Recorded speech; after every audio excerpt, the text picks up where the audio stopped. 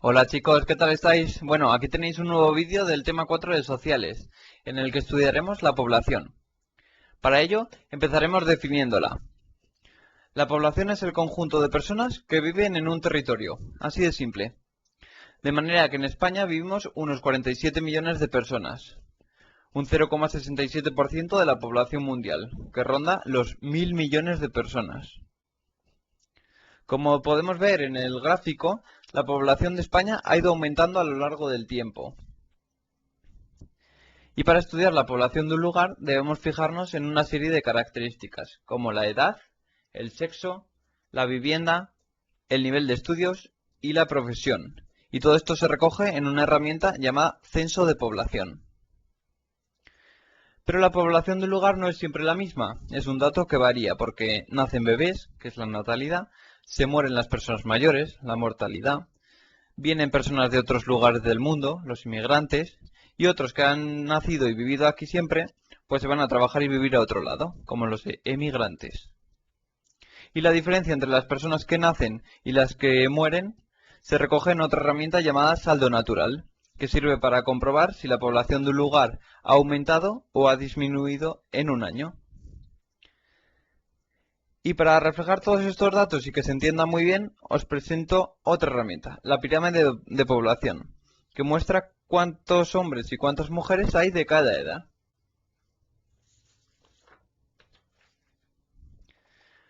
Un concepto interesante es el de la esperanza de vida, que podemos entender fácilmente como lo que esperas vivir desde que naces. Pero bueno, lo definimos como el número de años que se cree que podrá vivir una persona cuando nace. Y en España, por ejemplo, es de 82 años, esa es la media. Por otro lado, otro concepto curioso es el de la densidad de población, que mide el número de personas que viven en un kilómetro cuadrado. Entonces, si cada lado de este cuadrado mide un kilómetro, pues es un kilómetro cuadrado y en él pues viven 12 personas, ¿vale? Sin embargo, en otro kilómetro cuadrado de otro lugar del mundo podemos encontrar pues tropecientas personas más, ¿vale? Están mucho más concentrados, más personas en el mismo espacio. Y aquí tenemos otro ejemplo gracioso de la densidad de alumnos por clase. Entonces vemos como en la imagen de la derecha están muchísimo más concentrados y hay más alumnos. Pero ¿cómo se calcula la densidad de población? Pues mediante esta fórmula. Hay que coger el número de la población total, cuántas personas viven en un lugar, y cuál es la extensión, la superficie de ese lugar. Bueno, y el resultado que nos dé lo expresamos en habitantes por kilómetro cuadrado. Y este es un dato interesante. 4 indios viven en el mismo espacio que un español. Entonces vemos la densidad de población de la India, que es 368 habitantes por kilómetro cuadrado, y vemos que la de España es bastante menor, que es 91 habitantes por kilómetro cuadrado.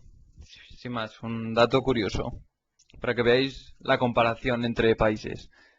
Y aquí también lo vemos, como en este mapa que representa la densidad de población del mundo por países, en el que podemos ver cómo la India, por ejemplo, o Japón e incluso Bélgica y Países Bajos en Europa tienen una densidad de población notable, mientras que otros países como Canadá, Groenlandia o Australia, que son enormes, la densidad es muchísimo menor. Otro aspecto que también debemos conocer son los tipos de poblamiento y los tipos de localidades.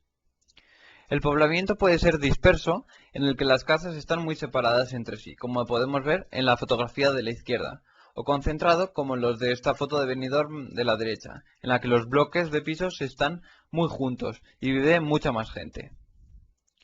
Y en cuanto a los tipos de localidad, tenemos por un lado pueblos y por otro lado ciudades. Entonces consideramos pueblo aquella población que tiene menos de 10.000 habitantes, como mi pueblo, la Puebla del Menara, en Cuenca, que solo tiene 461 habitantes, es muy pequeñito, sí, y sobre todo si lo comparamos con una ciudad que tendrá más de 10.000 habitantes, como puede ser Madrid, ¿vale? Entonces nos podemos dar cuenta de las dimensiones que tiene una ciudad como Madrid y comparándolas además con un pueblo chiquitito, ¿vale? Y hablando de pueblos y ciudades, y volviendo a hablar de la población, os presento el concepto éxodo rural. que es un fenómeno que sucedió a partir del siglo XX con la revolución industrial y la industrialización, en el que la gente se trasladaba del campo y de sus pueblos a las grandes ciudades. Pero os preguntaréis ¿por qué? Pues podéis intuirlo un poco por la foto, ¿vale? Pero os lo explico. En los pueblos, antiguamente, como se vivía generalmente de la agricultura, pues muchas personas trabajaban en el campo, pero con la industrialización y con los avances tecnológicos, pues eso se fue acabando. Entonces, aquí os pongo este esquema. Entonces, ya que para hoy lo que un hombre con una cosechadora puede trabajar en una hora, que es una hectárea, por ejemplo, que es como un campo de fútbol más o menos, pues antiguamente se necesitaban 70 hombres para trabajar el mismo espacio en el mismo tiempo. ¿Vale? Pues hemos avanzado muchísimo. Entonces, como sobraba tanta gente en los pueblos, tuvo que emigrar a las ciudades. Y para finalizar, aquí os dejo este esquema del vídeo y de los contenidos que tenemos que aprender. Y vemos pues las herramientas que tenemos que estudiar: el censo de población, el saldo natural, la pirámide de población, la densidad de población, los tipos de poblamientos, dispersos y concentrados, los tipos de localidades, pueblos y ciudades, y luego el fenómeno de éxodo rural. Bueno, pues espero que os haya gustado y un saludo. Nos vemos.